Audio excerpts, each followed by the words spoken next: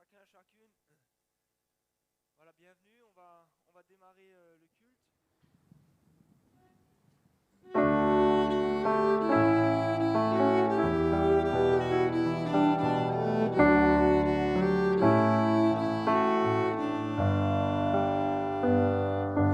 Lumière du monde venue dans l'obscurité, tu m'ouvres les yeux et je vois tant de beauté que mon cœur est métallo. Je sais que ma vie est en toi. Voici pour louer, me voici à tes pieds, me voici pour dire tu es mon Dieu. Car tout en toi est beauté, tout en toi est grande, tout en toi est merveilleux pour moi.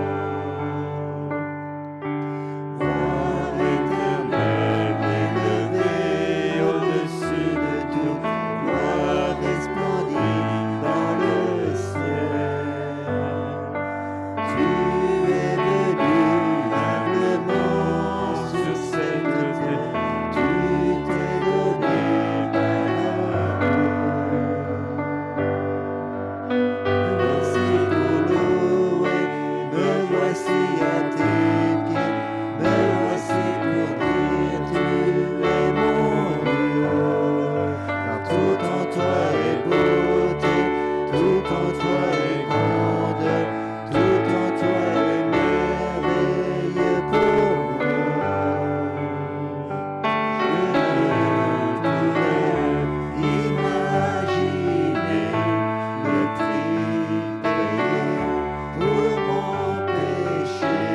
Non, ne pourrais imaginer le prix payé pour mon péché.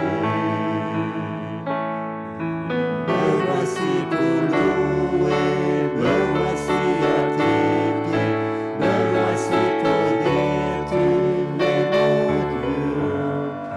Tout en toi est beauté, tout en toi est grande, tout en toi est merveilleux pour moi.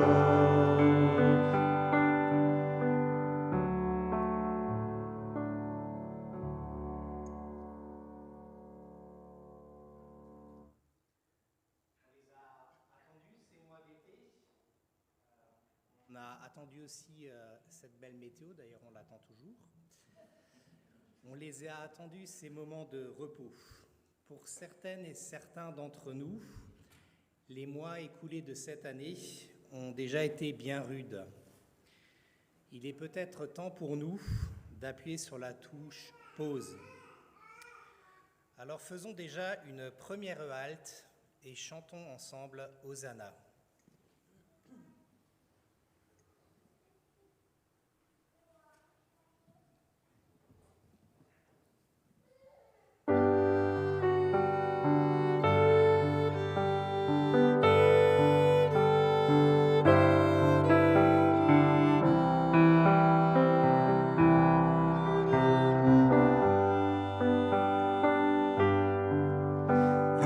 José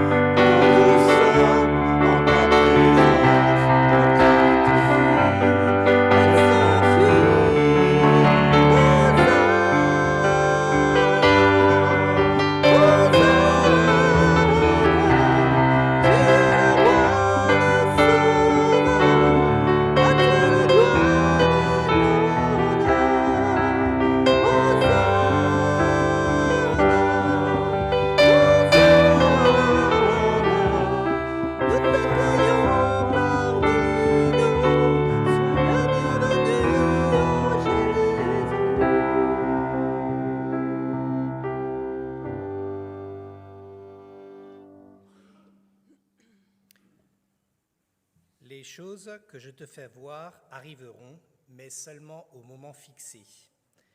Elles vont bientôt se réaliser. Ce n'est pas un mensonge. Attends avec confiance, même si c'est long. Oui, c'est sûr, elles arriveront sans retard. Habacuc 2, verset 3. Je parlais à l'instant d'attente. Je n'aime pas attendre.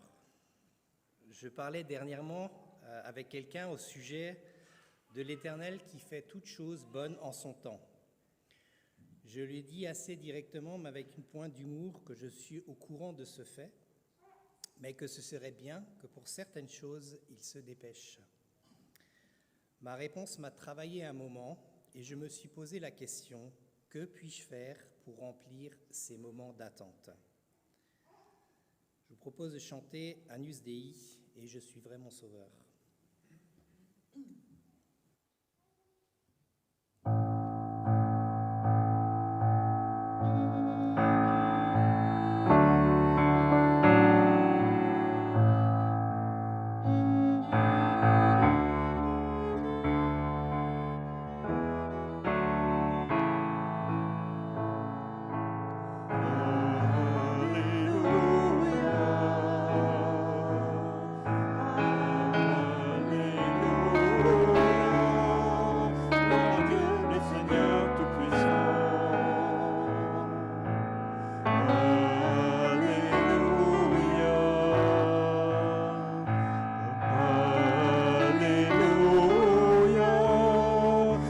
Dieu le Seigneur Tout-Puissant. Alléluia. Tu es saint, trois fois saint, Dieu Tout-Puissant, éternel. Louange à l'agneau, louange à l'agneau.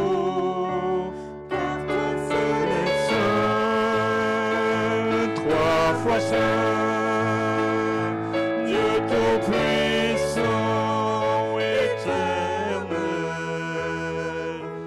Louange à l'agneau, louange à l'agneau. Trois fois saint, Dieu Tout-Puissant, éternel. Louange à l'agneau.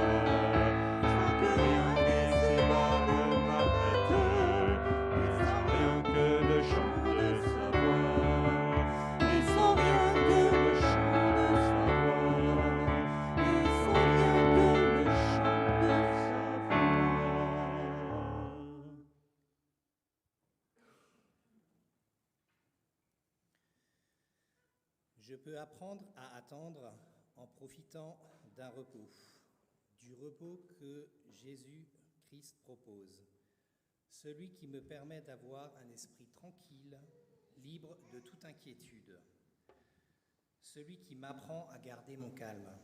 C'est dans la tranquillité et le repos que sera votre salut.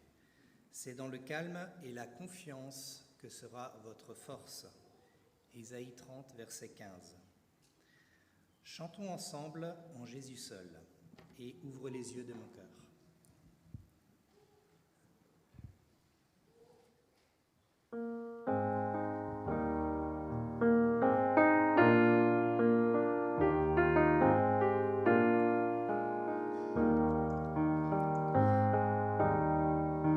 Jésus seul est mon espoir, lui ma lumière, ma force, mon chant, pierre angulaire, solide rempart, même quand l'orage devient violent. Oh quel amour, oh quelle paix, les luttes cessent, la peur se tait. Mon plus grand bien, dans l'amour du Christ je me tiens. En Jésus seul, il se fait chair, dans un enfant auquel mystère, ce don d'amour, de sainteté, haï par ceux qu'il va sauver. Jusqu'à la croix, il s'est livré, sur lui la colère est tombée, tous mes péchés, il les a pris, par l'amour de Jésus, je vis. Dans la tombe, il reposait,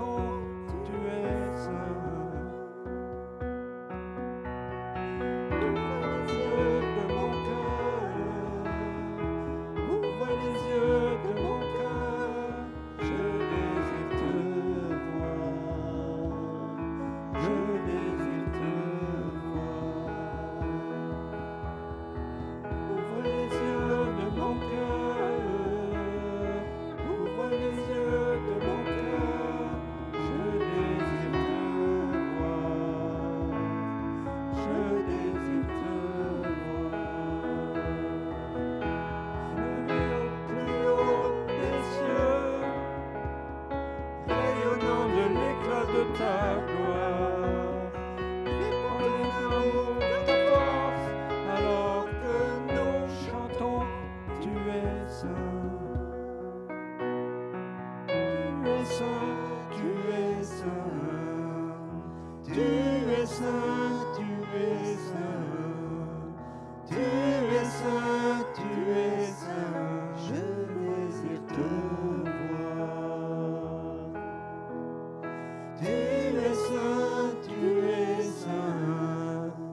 Tu es saint, tu es saint. Tu es saint, tu es saint. Je désire te voir.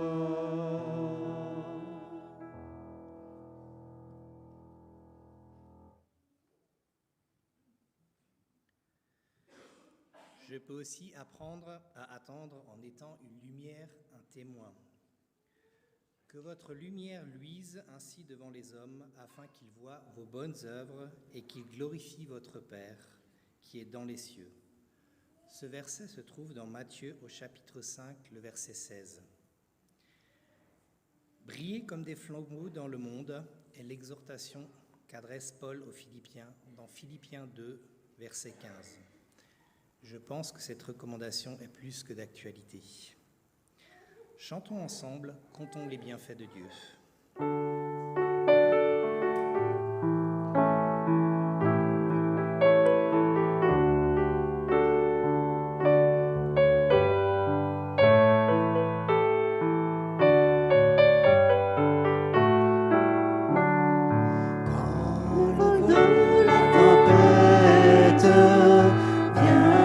Assombrir ton ciel bleu, au lieu de baisser la tête, compte les bienfaits de Dieu, compte les bienfaits de Dieu, mets les yeux dans tes yeux, tu verras en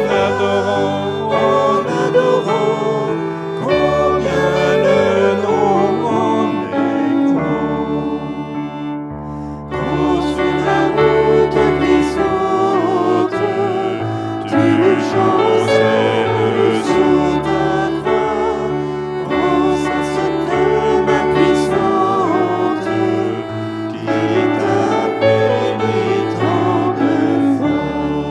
Compte les bienfaits de Dieu, mets tous devant tes yeux, dans tes yeux, tu verras en adorant, combien le nombre en est gros. Oui, tu perds dans le voyage, plus d'un cher et doux trésor, pour ce divin héritage, qui là-haut te reste encore. Compte les bienfaits de Dieu, mets tous devant tes yeux, tu verras en adorant, combien le nombre en est gros. Bénis sans cesse ce Père qui chaque jour répand sur toi la richesse de son merveilleux amour. Compte les bienfaits de Dieu, mets-les tous devant tes yeux, tu verras en adorant, combien le nombre en est gros.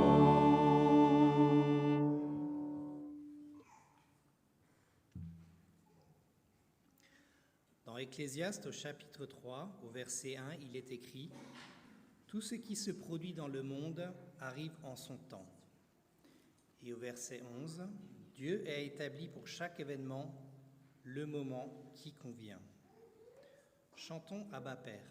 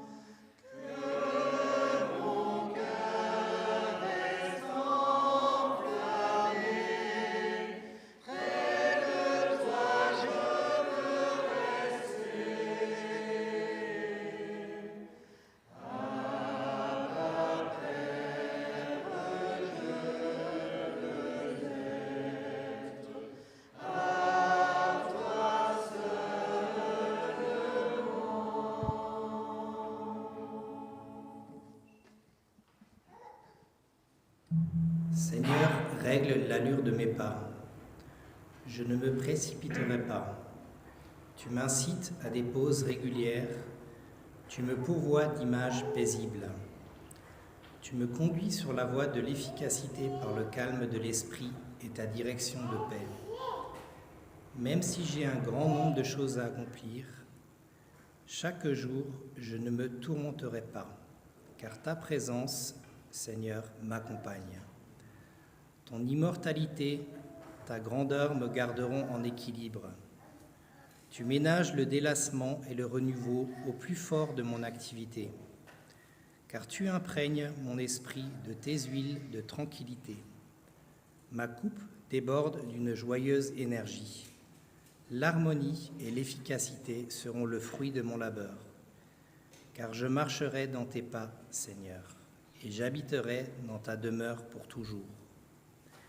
Que le Dieu de l'espérance nous remplisse de toute joie et de toute paix dans la foi, pour que nous débordions d'espérance par la puissance du Saint-Esprit.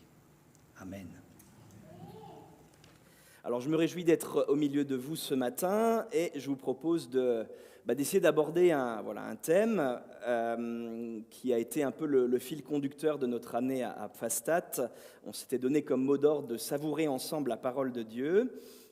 Et ça nous a amené à nous intéresser à la manière dont nous lisons la Bible et notamment à la capacité ou l'attention qu'on donne à l'écoute de la parole de Dieu. Alors j'aimerais commencer par citer un théologien anglican que j'aime bien, aujourd'hui décédé, souvent appelé le pasteur des pasteurs. Il s'appelle Eugene Peterson et il a longtemps été professeur de spiritualité. Et Peterson, il s'est rendu compte que finalement, aujourd'hui, nous confondons lire la parole de Dieu et écouter la parole de Dieu. Je voudrais juste vous rendre attentif. On vient de chanter un très beau chant que j'aime beaucoup l'auteur, qui dit « Ouvre les yeux de mon cœur, je désire te voir ». On aurait pu faire le choix de dire « Ouvre les oreilles de mon cœur, je désire t'entendre ». Et on peut se poser la question de dire tiens, est-ce que la parole de Dieu, elle donne davantage d'attention aux yeux, à ce qu'on voit de Dieu, ou davantage d'attention aux oreilles, à ce qu'on entend et à ce qu'on écoute de Dieu? Et donc, Peterson, il dit, mais en fait, on a basculé entre le monde dans lequel le récit biblique naît, qui est une culture orale, qui donne de l'attention aux oreilles et à l'écoute, au monde actuel, qui est un monde post-imprimerie, dans lequel on donne beaucoup d'attention aux yeux et à ce qu'on voit. Et il nous dit que justement, ça nous donne une attention différente à ce que le récit biblique donne. Aujourd'hui, c'est vrai qu'on vit dans une période post-imprimerie qui a produit des biens en masse, qui a multiplié les images et les supports. Et peut-être que certains d'entre vous, et moi le premier, ont regardé la cérémonie des JO, et pendant 4 heures, on en a eu plein les yeux, notamment la tour Eiffel qui brillait de mille feux de partout. Et donc, on sollicite énormément nos yeux aujourd'hui, mais on sollicite très peu nos oreilles. Et notamment, lorsque nous lisons, nous avons tendance à lire de plus en plus vite, en parcourant les textes en diagonale avec nos yeux, en cherchant juste une information que le texte contient, et on ne lit plus beaucoup à haute voix, de manière à entendre ce qu'on lit. J'aimerais essayer de montrer comment ça peut faire une différence sur l'attention qu'on doit porter au récit biblique. Alors je vais commencer par un article simplement qui est paru il y a quelques semaines dans un média et qui a relayé un fait divers. C'était la mort d'un adolescent à Viry-Châtillon. Alors ça va peut-être être écrit un peu petit, ce qui va vous obliger à m'écouter, c'est pas mal. Mais voilà ce que disait l'article. C'est juste pour essayer de dire, mais voilà, un article très classique, enfin quelque chose qu'on trouve abondamment dans nos journaux aujourd'hui. Voilà comment est formé cet article. Mort d'un adolescent à Viry-Châtillon, 5 personnes placées en garde à vue. Un élève de 3e rentrait chez lui jeudi lorsqu'il a été attaqué par plusieurs personnes qui ont pris la fuite. L'enquête est désormais ouverte, des chefs d'assassinat et de violence en réunion aux abords d'un établissement scolaire selon le procureur. 5 personnes, une mineure de 15 ans, 3 mineurs de 17 ans, un majeur de 20 ans, ont été interpellés, placés en garde à vue dans le cadre de l'enquête sur la mort de Shamseddine, un adolescent de 15 ans violemment agressé jeudi à la sortie de son collège de Viry-Châtillon, dans l'Essonne, a annoncé vendredi 5 avril le parquet d'Évry. La mort de l'adolescent a été annoncée plus tôt dans la journée par le parquet, précisant que l'enquête était désormais ouverte des chefs d'assassinat et de violence en réunion aux abords d'un établissement scolaire. Les investigations se poursuivent pour déterminer les circonstances de ces faits criminels et permettre l'interpellation des auteurs, a souligné le parquet, autant qu'une autopsie devrait avoir lieu dans les prochaines heures. Selon une source policière, Shamseddine a été agressé en sortant du collège par plusieurs personnes qui ont pris la fuite. Il a été retrouvé dans une rue, non loin de son établissement scolaire, a rapporté le parquet. Les faits se sont produits vers 16h20, alors que l'adolescent, élève en classe de 3e au collège des Sablons, dans un quartier populaire de Viry-Châtillon, sortait de classe, a dit M. Villain à l'agence France Presse. L'adolescent a été agressé alors qu'il était sur le chemin de son domicile, entre deux cages d'escalier, a poursuivi l'élu. Je ne sais pas ce qu'il était attendu ou visé, mais il n'y avait pas de tension particulière à la sortie du collège à ce moment-là, a-t-il assuré. Je m'arrête là, la lecture est un peu longue, mais je voulais juste nous rendre attentifs au fait que cet article est informationnel. Il nous donne des faits, il nous précise un déroulement chronologique de ces faits. C'est une histoire qui est rapportée sous l'angle des faits, avec l'essai d'une reconstitution le plus fidèle possible à son déroulement.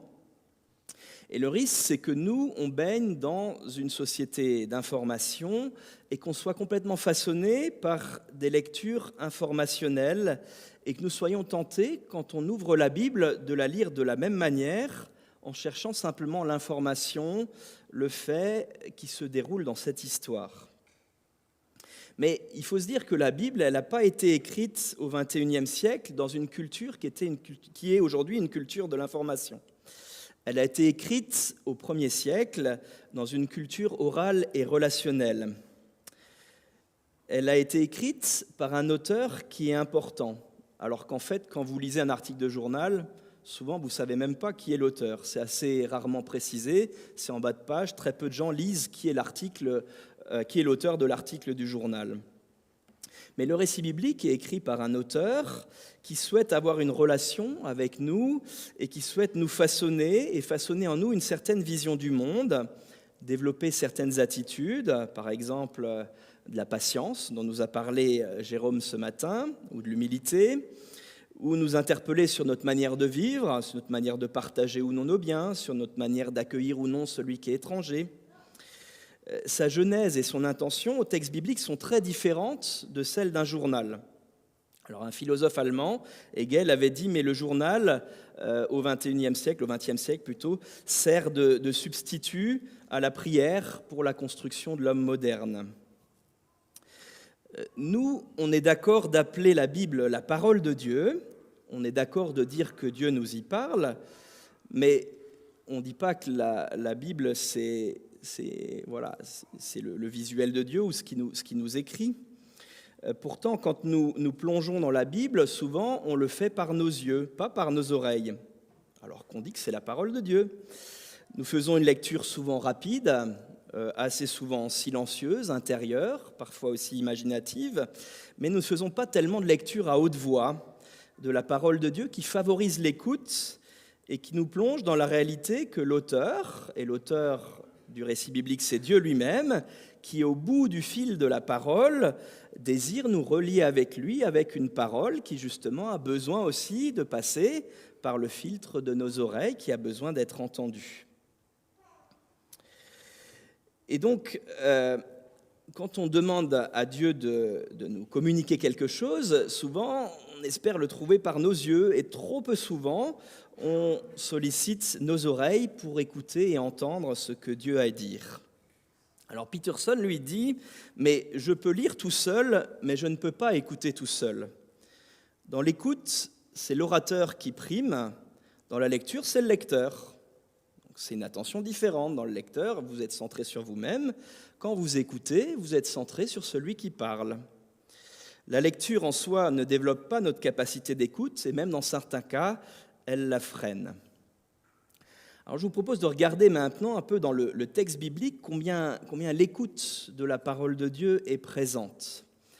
Alors, elle est présente tout au long du récit biblique. Il y a presque plus de 1100 mentions du verbe « écouter ». Qu'est-ce que ça veut dire quand la Bible dit « mais écoute » On a une première mention, alors ce n'est pas la première au niveau chronologique, mais en tout cas en termes d'importance, qui est très importante dans le Deutéronome, qui est le début de la confession de foi du peuple d'Israël et qui commence par la parole suivante. « Écoute Israël, le Seigneur notre Dieu, le Seigneur est un. Tu aimeras le Seigneur ton Dieu de tout ton cœur, de toute ton âme, de toute ta force. Ces paroles que j'institue pour toi aujourd'hui seront sur ton cœur. » Ce verbe shama, écouter, est au centre de la première grande confession de foi juive, qu'on appelle le Shema Israël, dans le livre du Deutéronome, c'est-à-dire « Écoute Israël ». Et on peut se demander, mais qu'est-ce qui est demandé lorsque la Bible nous dit « écoute » ? Alors, il y a des enjeux de traduction. Comment est-ce qu'on va traduire ce verbe ? Souvent, dans nos Bibles françaises, on va opter pour écouter ou pour entendre. C'est un mot qui revient près de 1100 fois dans l'Ancien Testament. C'est un peu le casse-tête des traducteurs de savoir comment on rend, quand on passe d'une langue à une autre. Et en fait, on se rend compte, quand on regarde les 1100 usages, que ce n'est pas toujours écoute et entend. Parfois, c'est écoute, parfois, c'est entend, mais parfois, c'est aussi apprend, ou comprend, ou tient compte, ou exauce, ou obéit. Et en fait, regardons un peu nous-mêmes, quand on dit « écoute-moi », quand vous dites à votre fils ou à votre fille « écoute-moi », vous lui dites quoi exactement ? Vous lui dites « sois attentif à ce que je dis », mais peut-être que vous lui dites « entends mon point de vue », peut-être que vous lui dites « comprends-moi ». Et puis si vous faites comme ça en disant « écoute-moi maintenant », là vous êtes en train de lui dire « obéis-moi ». Parce que vous n'êtes pas seulement en train de lui dire « ouais, dresse tes oreilles », vous êtes en train de lui dire « attends, mets-toi en route pour faire ce que je suis en train de te dire ». Et dans notre langue française, nous-mêmes, quand on dit « écoute », on a au moins ces 4 sens qui peuvent être de dire simplement « écoute, entends » ou « comprends » ou « obéis-moi ». Et c'est un peu pareil dans le récit biblique. Écouter Dieu, écouter la parole de Dieu, c'est accepter de se rendre disponible à une parole qui doit nous façonner. Une parole qui va prendre vie et qui va déterminer non seulement ce qu'on entend, mais ce qu'on va être appelé à mettre en pratique, à vivre. Peut-être que ce « écoute Israël » de Deutéronome 6 qui est massif, peut-être que ça veut dire « comprends Israël ». Le Seigneur est un, ou alors apprends Israël, le Seigneur est un, ou alors encore obéis Israël, le Seigneur est un. C'est d'ailleurs la première leçon que chaque juif doit apprendre par cœur, qu'il doit enseigner à ses enfants, et ça lui signifie qu'il ne doit pas vivre avec un cœur partagé parce que le Seigneur est un. Si on regarde, je vais aller dans un autre texte, un peu plus loin dans le livre des Psaumes, au chapitre 40, verset 7, un texte moins connu, mais ça peut être intéressant de voir comment se positionnent les différentes traductions pour rendre ce verbe d'écouter. Alors, par exemple, la Nouvelle Français courant, dans « rend », tu ne prends plaisir ni au sacrifice ni à l'offrande, donc c'est le psalmiste qui parle à Dieu, tu me l'as bien fait comprendre. La NBS rend « tu n'as pris plaisir au sacrifice ni à l'offrande, tu m'as ouvert les oreilles. » Et puis, des versions encore plus littérales, Darby ou Latop, disent « au sacrifice et à l'offrande de gâteau, tu n'as pas pris plaisir, tu m'as creusé des oreilles. » Alors, vous vous rendez compte que finalement, c'est très lié entre creuser des oreilles, ouvrir les oreilles et comprendre quelque chose. Et puis le texte continue en disant « alors j'ai dit, je viens avec le livre rouleau pour moi ». Donc il y a quelque chose qui se met en route à partir du moment où les oreilles ont été creusées. Pour le psalmiste, si Dieu, le travail qu'il fait par sa parole est de nous creuser les oreilles, alors la réaction appropriée, ça va être de se mettre en mouvement. j'ai dit, je viens avec le livre rouleau écrit pour moi. Et dans le récit biblique, cette parole, elle est donnée dans un mouvement d'appel et de réponse. Il y a toujours quelque chose qui se passe. Quand la parole est annoncée, prononcée, elle appelle une réponse. Et tout le récit biblique est construit sur une structure d'appel et de réponse. Et je vous invite à faire un truc très chouette, si vous êtes marié, le soir quand votre conjoint rentre, qu'il est bien fatigué, vous aussi, et que tout d'un coup il a envie que vous l'écoutiez, essayez d'allumer la télé et puis de faire comme si vous allez l'écouter, mais alors vraiment en étant apathique sur le canapé, là, sans rien faire. Vous allez voir, il va beaucoup apprécier, il va être très content, il va se dire vraiment je me suis senti écouté.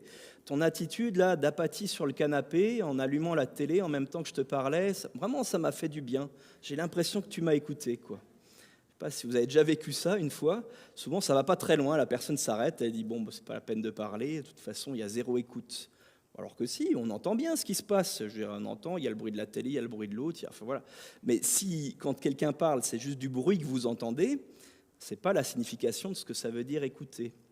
Si par contre vous dites, ok, je coupe la télé, je me mets à côté de toi à table, je fais le vide, et vraiment je t'écoute, et vraiment j'essaye de reformuler ce que tu m'as dit, et vraiment j'essaye de voir ce que ça implique comme mise en mouvement, comme déplacement, là je suis dans une attitude d'écoute, là je suis en train de faire ce qui signifie écouter. Quand on passe au Nouveau Testament, dans la version grecque, ou même dans la version grecque de l'Ancien Testament, on va retrouver aussi un mot en grec qui traduit l'idée d'écouter. C'est le verbe akouo, qu'on va aussi parfois rendre en français par écouter, entendre, ou par apprendre, ou comprendre, ou obéir. Ce qui est intéressant, c'est de regarder des fois un peu l'étymologie des verbes. Et ce verbe akouo, il est composé de deux racines en grec, ak et ous.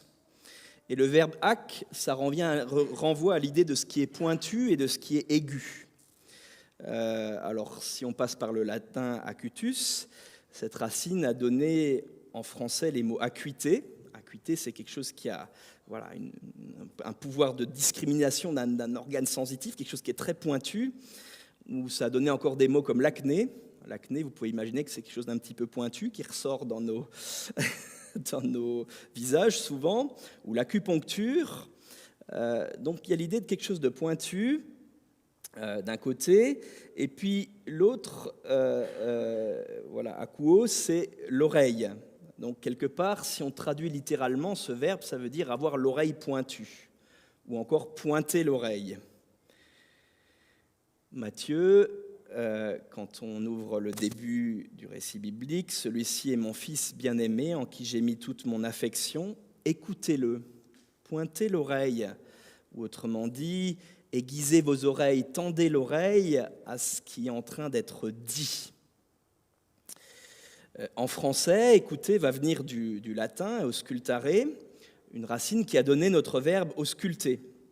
Et quand le médecin vous ausculte, avec son stéthoscope, il écoute le bruit de vos organes. Mais s'il faisait que écouter et vous dire ça fait poum poum et pchit pchit et que vous deviez attendre 1 heure pour qu'il vous dise ça fait poum poum et pchit pchit, vous diriez mais il m'a pas écouté celui-là, il a mis son truc là mais il a rien écouté, parce que pour vous, et vous avez raison, quand vous allez chez le médecin, vous attendez qu'il décrypte des chiffres et qu'il vous explique ce qui est en train de se passer, qu'il vous explique que vous souffrez d'un encombrement des bronches. Et l'auscultation et le stéthoscope sont des objets qui font partie de la mission d'écoute du médecin lorsqu'il vous rencontre. Et vous seriez frustré si il ne vous expliquait pas aussi ce que ça veut dire, et si vous ne disiez pas jusqu'où ça doit aller, et puis qu'est-ce que vous devez prendre comme traitement, et puis comment ça va guérir tout ça. Donc être écouté chez un médecin, avec le stéthoscope, c'est aussi avoir quelqu'un qui vous entend, vous comprend, vous éclaire, vous renseigne, vous diagnostique sur votre mal, et même vous prescrit un traitement. C'est tout cela que refait la mission d'écoute. Alors justement, comment nous, on écoute cette parole de Dieu et quelle est l'étendue de ce que revêt justement cette écoute de notre parole de Dieu?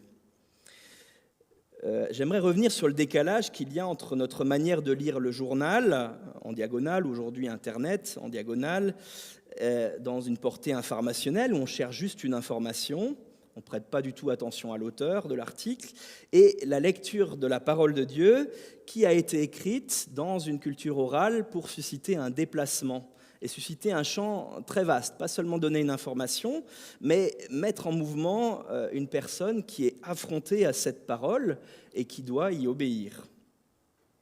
Alors, je vous propose de mettre en vis-à-vis cet article « Mort d'un adolescent à Viry-Châtillon » avec un texte biblique qu'on pourrait intituler « Un homme soigné sur le chemin de Jéricho, va et toi aussi fais de même ». Et écoutez maintenant cette lecture du récit biblique et essayez de voir combien elle est différente de cet article qui pourtant relève des faits assez similaires. On est sur des faits qui sont assez similaires, mais où est-ce que la parole de Dieu met l'accent ? Jésus répondit « Un homme descendait de Jérusalem à Jéricho lorsque des brigands l'attaquèrent, lui prirent ce qu'il avait, le battirent et s'en allèrent en le laissant à demi-mort. Par hasard, un prêtre descendait cette route. Quand il vit le blessé, il passa de l'autre côté de la route et s'éloigna. De même, un lévite arriva à cet endroit, il vit le blessé, passa de l'autre côté de la route et s'éloigna. Mais un Samaritain qui voyageait par là arriva près du blessé. Quand il le vit, il fut bouleversé. Il s'en approcha davantage, versa de l'huile et du vin sur ses blessures et les recouvrit de ses pansements. Puis il le plaça sur sa propre bête, le mena dans une auberge où il prit soin de lui. Le lendemain, il sortit 2 pièces d'argent, les donna à l'aubergiste et lui dit « Prends soin de lui. Lorsque je repasserai par ici, je te paierai moi-même ce que tu auras dépensé en plus pour lui. » Jésus ajouta « Lequel de ces 3 te semble avoir été le prochain de l'homme attaqué par les brigands ?» Le spécialiste des Écritures répondit « Celui qui a été bon pour lui. » Jésus lui dit alors « Va, et toi aussi, fais de même. » Et juste avant de raconter cette histoire, Jésus avait introduit le texte en disant, l'histoire plutôt en disant « Je vous déclare, beaucoup de prophètes et de rois ont désiré voir ce que vous voyez, mais ils ne l'ont pas vu, entendre ce que vous entendez, mais ils ne l'ont pas entendu. » Alors, je pense que quand on regarde ces 2 articles en vis-à-vis, on se rend compte que la parabole de Jésus ne met pas l'accent sur le fait. Aujourd'hui, on aurait traité cet article dans un journal on aurait fait un gros titre, on aurait dit « Un homme roué de coups », on aurait dit « Les bandits courent toujours », l'enquête policière piétine. Ce n'est pas ça le contenu de ce que Jésus est en train de donner dans ce texte. Lui, il va mettre l'accent sur plusieurs figures. Il y a une figure de réparation qui exprime une émotion forte. C'est un bon samaritain, il est bouleversé. Puis il y a des figures d'indifférence. Il y a le prêtre et le lévite qui restent à distance. Et l'accent, la pointe de ce récit se situe dans la déclaration finale « Va, et toi aussi, fais de même ». Il n'y a rien de tout ça dans l'article informationnel que vous lisez. À aucun moment, l'auteur va terminer un article en disant « Voilà, je l'ai écrit pour que toi, qui es à l'autre bout du fil de lecture, tu ailles et tu fasses de même. » Là, c'est une parole qui est donnée, dont l'intention et l'objectif est de présenter une manière d'être, de manière à ce que celui qui s'en imprègne et la reçoive puisse à son tour être saisi et écouter cette parole. Ça va jusqu'à « Va, et toi aussi, fais de même ». Heureux ceux qui entendent, peut aussi se lire « Heureux ceux qui obéissent », ceux qui apprennent de cette histoire pour le mettre en pratique, ceux qui se laissent bouleverser par cette parabole, par cette parole et qui se mettent en mouvement. Je voudrais juste conclure avec quelques pistes justement pour nous amener à écouter la parole de Dieu, à la savourer, c'est-à-dire aussi à la mettre en pratique, à se laisser façonner, à lui donner de l'attention, pas dans une lecture informationnelle rapide en diagonale, mais dans quelque chose qui met en mouvement tout ce qu'il y a. Quand on ouvre cette Bible, déjà, c'est bien de l'ouvrir ensemble. Quand on est ensemble, qu'on fait le culte, se rassembler pour ouvrir la parole et l'écouter ensemble. Mais quel cadeau! C'est là que Dieu est en train de nous façonner, et c'est là qu'il a quelque chose à nous dire, et quelque chose qui va amener du mouvement.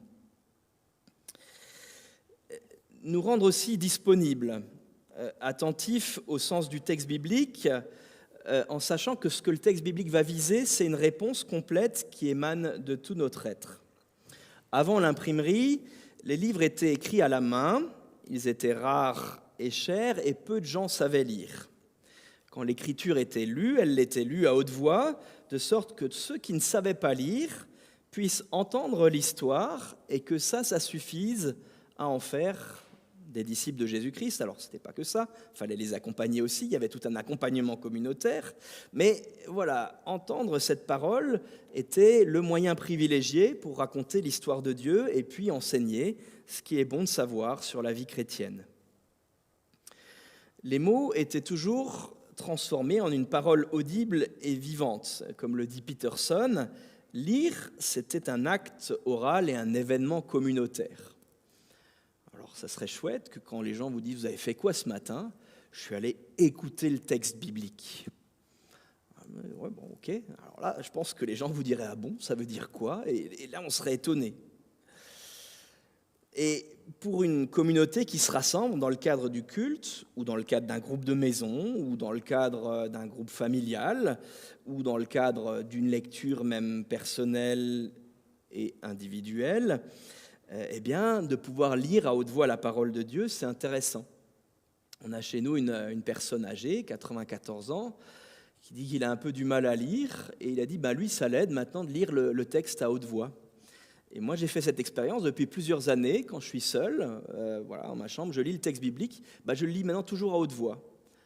Parce que je me dis, mais c'est aussi une manière pour moi de solliciter mon oreille, et pas tellement mes yeux, parce que mes yeux, ils sont habitués à aller trop vite. Jérôme, il disait encore ce matin qu'on a besoin de ralentir et de patience, mais c'est vrai, tout nous pousse à aller très vite. Et quand vous êtes dans une société qui vous façonne à aller vite, c'est compliqué de résister.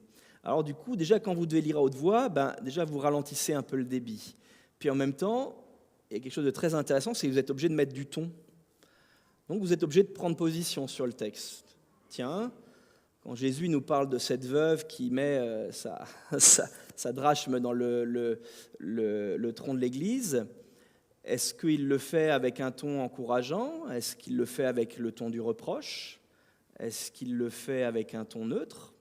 Pas évident de savoir. Et du coup, tout d'un coup, vous êtes obligé de dire, tiens, et si je le lis comme ça, qu'est-ce qui est en train d'être dit? Ce n'est pas tout à fait la même chose. Et donc, voilà, lire à haute voix vous oblige déjà à ralentir, vous oblige aussi à entendre que, voilà, il y a quelque chose qui est en train de vous être donné. Et puis, quelque part, on grandit aussi dans une culture où nos parents, à un moment, ils nous donnent des recommandations. Alors, parfois, ça peut être des ordres, parfois des recommandations, parfois des conseils. Il y a toute une gradation, mais il y a quelque chose qui est façonné en nous. Quand quelqu'un nous parle, on sait quand même qu'on doit réagir, on ne peut pas juste rester indifférent. Alors que quand vous lisez un article du Monde, l'auteur, quelque part, il s'en fiche. Si vous en faites quelque chose, vous aussi, on est tranquille. Voilà, c'est pas la même chose, c'est pas le même événement. Donc, voilà, lire à haute voix, ensemble, en se disant qu'on est en train de vivre un événement communautaire, quelque chose où Dieu est en train de donner une direction, une intention, donc on prête toute attention et on va se mettre en mouvement. On sait qu'on doit faire réponse à cette parole. Le livre de l'Apocalypse commence avec ces paroles, révélation de Jésus-Christ, que Dieu lui a donné pour montrer à ses esclaves ce qui doit arriver bientôt. Il l'a signifié en envoyant son ange à son esclave Jean, qui a témoigné de tout ce qu'il a vu, la parole de Dieu, le témoignage de Jésus-Christ. Heureux celui qui lit à haute voix les paroles de la prophétie, comme ceux qui les entendent et qui gardent ce qui est écrit, car le temps est proche. C'est l'ouverture de tout ce récit comme une invitation à le lire à haute voix pour entendre ce qui s'y est dit et pour y garder ce qui est écrit. La promesse, elle est pour ceux qui lisent, entendent et gardent les paroles. Et on ne nous parle pas de voir dans ce texte. Alors, il y en a d'autres où on parle de voir, je ne suis pas en train de dire que voir n'est pas important, mais on a mis trop l'accent sur voir, ça on le fait assez, on a mis trop peu d'accent sur entendre. Peterson lui dit, il faudrait changer nos yeux en oreilles. Et peut-être qu'on pourrait une fois essayer de chanter « Ouvre les oreilles de mon cœur, je désire t'entendre. Et ça serait intéressant pour nous de voir, tiens, si on change ça dans une assemblée, combien sont un peu déstabilisés par l'idée de dire, tiens, ce chant qu'on connaît bien, et ben tout d'un coup, on appelle un autre sens à se mettre à l'écoute de Dieu, ça serait intéressant. On peut aussi transformer notre lecture imaginative et personnelle en une lecture communautaire. C'est un événement, on est en train de lire à haute voix pour prendre conscience que Dieu est en train de nous parler.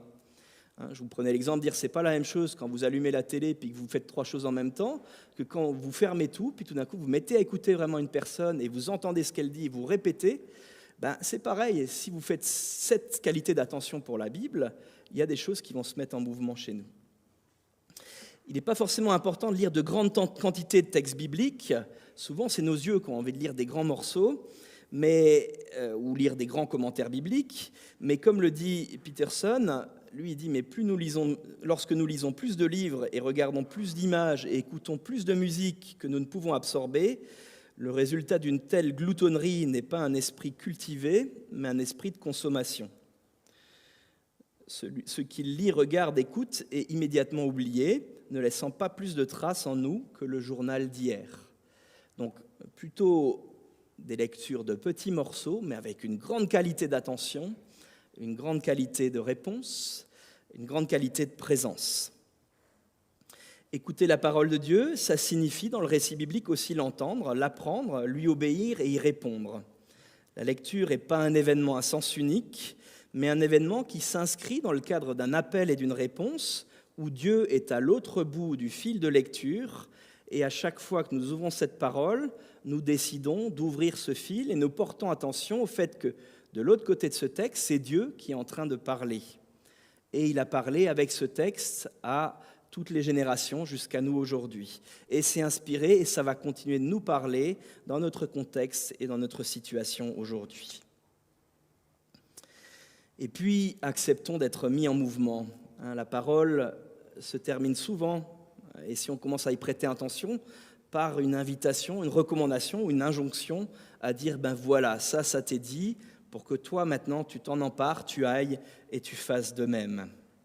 Alors, une manière de lire, c'est aussi de dire, mais voilà, Seigneur, que veux-tu que je fasse de cette parole que tu m'adresses ?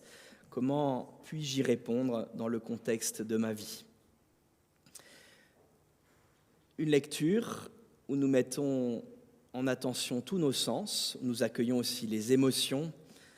Et je crois que quand vous lisez cette parabole du bon samaritain, toutes nos émotions sont aussi rejointes, et dans lequel nous allons jusqu'au bout de nous mettre en mouvement. Voilà ce que signifie écouter la parole de Dieu. Alors, belle écoute, chacun individuellement, dans vos familles, dans vos groupes de quartier, et aussi dans le culte, que ce soit des événements communautaires, d'ouvrir la parole de Dieu, de l'entendre et d'être mis en mouvement. Amen. Et je vous propose qu'on puisse encore chanter en écho à ce texte, ta parole, un chant qui nous dit un peu la force de cette parole qui nous met en mouvement.